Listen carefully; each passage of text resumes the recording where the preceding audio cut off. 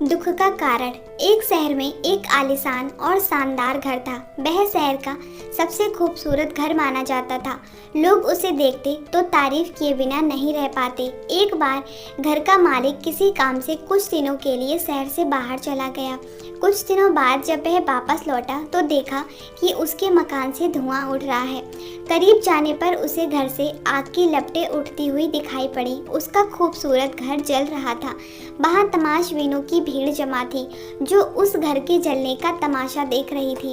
अपने खूबसूरत घर को अपनी ही आंखों के सामने जलता हुआ देख वह व्यक्ति चिंता में पड़ गया। उसे समझ नहीं आ रहा था कि अब क्या करे, कैसे अपने घर को जलने से बचाए। वह लोगों से मदद की गुहार लगाने लगा कि वे किसी तरह उसके घर को जलने से बचा लें। उसी समय उसका बड़ा बेटा वहां आया और बोला, पिताजी घबराइए मत, सब ठीक हो जाएगा। इस बात पर कुछ नाराज होता हुआ पिता बोला, कैसे ना घबराऊं, मेरा इतना खूबसूरत घर जल रहा है। बेटे ने उत्तर दिया, पिताजी माफ़ कीजिए, एक बात मैं आपको अब तक बता नहीं पाया था।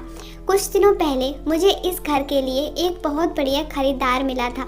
उसने मेरे सामने मकान की कीमत की 3 गुना रकम का प्रस्ताव रखा। सौदा इतना अच्छा था कि मैं इनकार नहीं कर पाया और मैंने आपको बिना बताए सौदा तय कर लिया।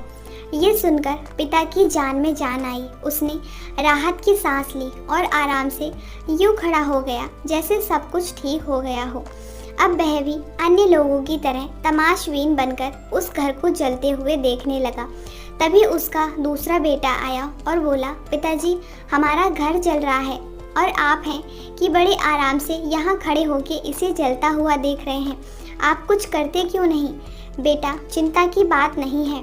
तुम्हारे बड़े भाई ने ये घर बहुत अच्छे दाम पर बेच दिया है। अब ये घर हमारा नहीं रहा, इसलिए अब कोई फर्क नहीं पड़ता। पिताजी, भैया ने सौदा तो कर दिया था, लेकिन अब तक सौदा पक्का नहीं हुआ है।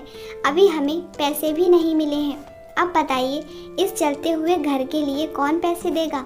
ये सुनकर पिता फिर से चिंतित हो गया और उसे सोचने लगा कि कैसे आग की लपटों पर काबू पाया जाए। वह फिर से पास खड़े लोगों से मदद की गुहार लगाने लगा। तभी उसका तीसरा बेटा आया और बोला, पिताजी घबराने की सच में कोई बात नहीं है। मैं अभी उस आदमी से मिलकर आ रहा हूँ जिससे बड़े भाई ने मकान का सौदा किया था। उसने कहा है कि मैं अपनी जुबान का पक्का हूँ। मेरे आदर्श कहते हैं कि चाहे जो भी हो जाए अपनी जुबान पर कायम रहूँगा, इसलिए अब जो हो जाए, जुबान दी है तो घर जरूर लूँगा और उसके पैसे भी दूँगा। पिता फिर से चिंता मुक्त हो गया और घर को जलते हुए देखने लगा। दोस्तों, एक ही परिस्थिति में व्यक्ति का व्यवहार भिन्न भिन्न हो जाता है और यह व्यवहार उसकी सोच के कारण होता है। उदाहरण के लिए जलते हुए घर के मालिक को ही लीजिए। घर तो वही था जो जल रहा था, लेकिन उसके मालिक की सोच में कई बार परिवर्तन आया और उस सोच के साथ उसका व्यवहार भी बदलता गया।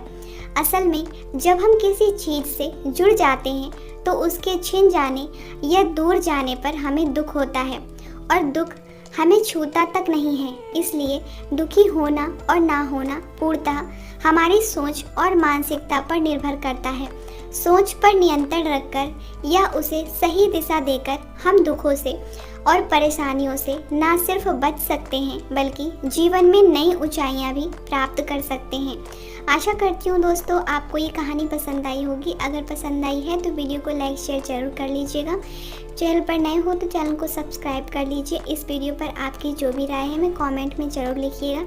वीडियो को पूरा देखने के लिए धन्यवाद।